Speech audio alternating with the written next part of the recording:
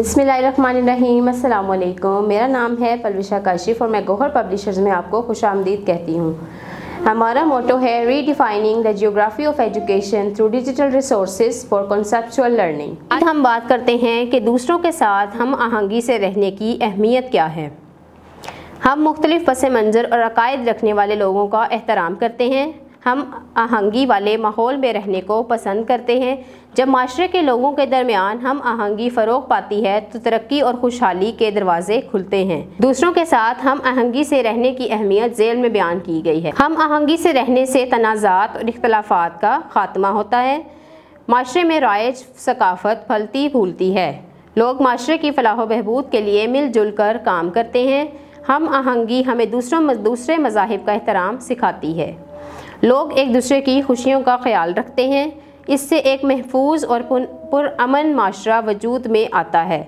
यानी जब लोग माशरे में रहते हुए एक दूसरे की फलाह व बहबूद के लिए मिलजुल कर काम करेंगे, एक दूसरे के मज़ाहिब का एहतराम करेंगे और एक दूसरे की खुशियों का ख्याल रखेंगे तो एक पुरअमन माशरा वजूद में आएगा। लोगों के दिलों में एक दूसरे के लिए मोहब्बत के जज्बात बेदार होते हैं। माशरे में मस्बत सरगर्मियों यानी पॉजिटिव एक्टिविटीज़ को फ़रोग़ मिलता है। आगे हम बात करते हैं इनफरादी हम मर्तबा घर और मोहल्ले की सतह पर इख्तलाफात राय की वजूहात क्या हैं। Reasons for differences of opinion at the individual, peer, house hold and neighbourhood level. हमारे माशरे में राय की वजूहात में अदम बर्दाश्त एक अहम वजह है। जब कोई गिरोह किसी मुखालिफ या अलग ख्यालात रखने वाले गिरोह का नुक्ता नज़र नहीं सुनेगा तो माशरे का पुरअमन रहना मुश्किल हो जाता है। माशरे में अमन का ताल्लुक बराह रास्त वहाँ रहने वालों की नफ्सियात से होता है।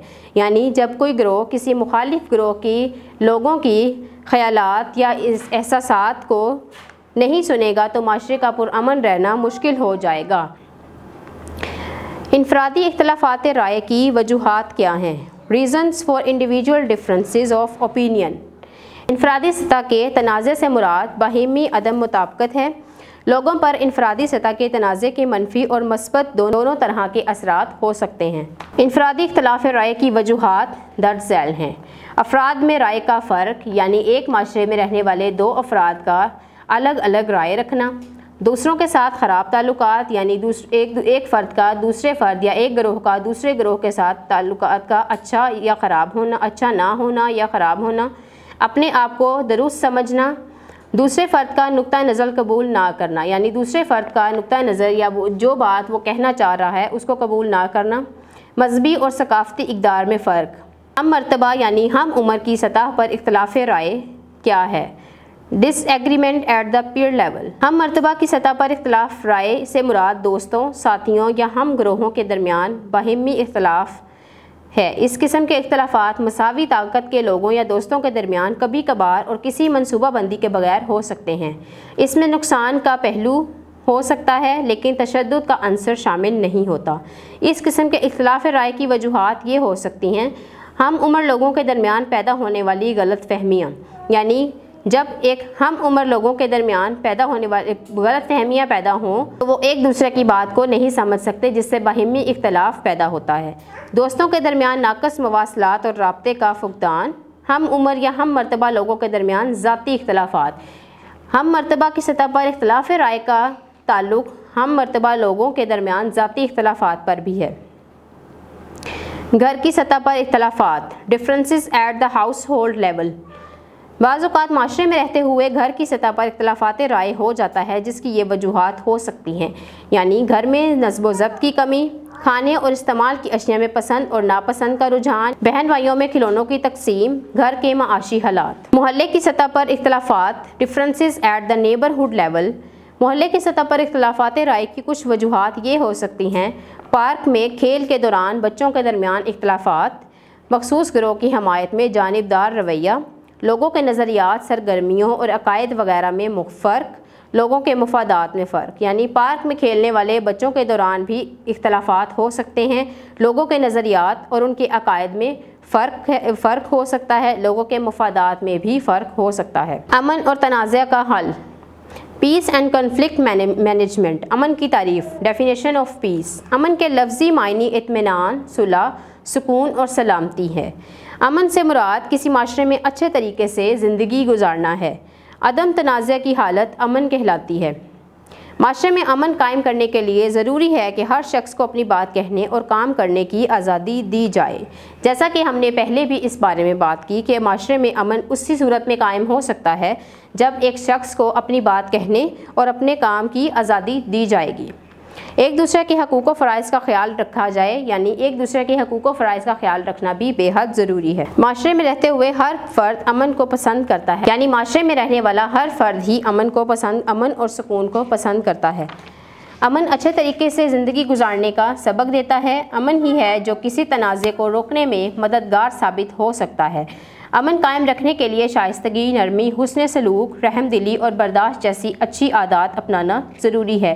یعنی کسی بھی معاشرے میں امن قائم کرنے کے لیے شائستگی، نرمی، رحم دلی اور برداشت جیسی اچھی عادات ہونا بہت ضروری ہے۔ ہم پڑھیں گے صفحہ نمبر 14، تنازع کی تعریف، ڈیفینیشن آف کنفلکٹ۔ ہر معاشرے میں رہنے والے لوگ مختلف نظریات، طبقات اور عقائد سے تعلق رکھتے ہیں۔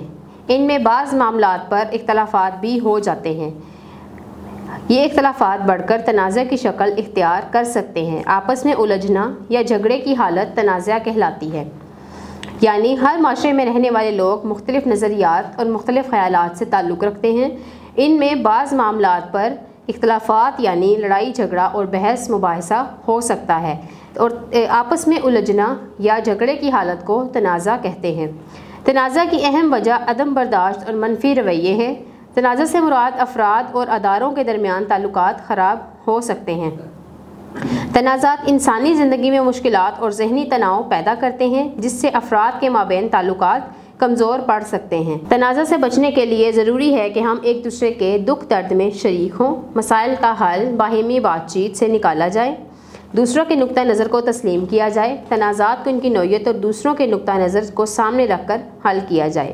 یعنی تنازع سے بچنا اس طرح سے ضروری ہے کہ ہم ایک دوسرے کے دکھ درد میں، ایک دوسرے کی خوشی غمی میں شریک ہوں۔ کسی بھی مسئلے کا حل بات چیت کے ذریعے نکالا جائے۔ رویے جو امن کو متاثر کرتے ہیں اور تنازع کا باعث بنتے ہیں۔ Behaviors that affect peace and lead to conflict, misunderstandings۔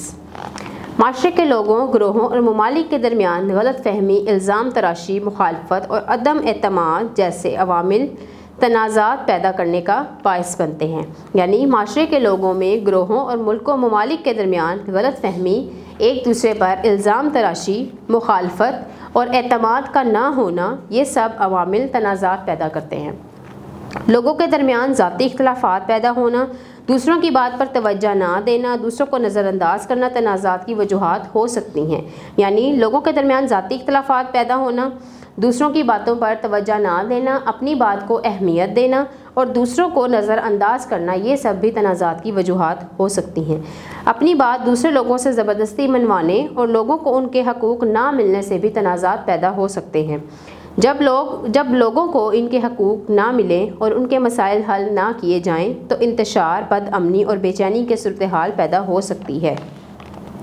دوسرے لوگوں کے ساتھ اختلاف رائے رکھنا انسانی فطرت ہے، لیکن بلا وجہ اختلاف رائے سے معاشرے کا امن متاثر ہوتا ہے۔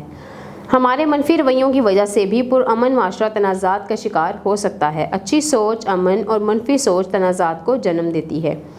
یہ رویے ہی ہوتے ہیں جو امن اور تنازع کا باعث بنتے ہیں۔ ذمہ دار شہری اپنے اچھے رویوں سے معاشرے سے تنازعات ختم کر کے امن قائم کر سکتے ہیں۔ امید ہے آپ ویڈیو لیسن دیکھ چکے ہوں گے۔ نیکسٹ ویڈیو لیسن تک کے لیے مجھے اجازت دیجیے اور اپنا بہت زیادہ خیال رکھیں۔ اللہ حافظ۔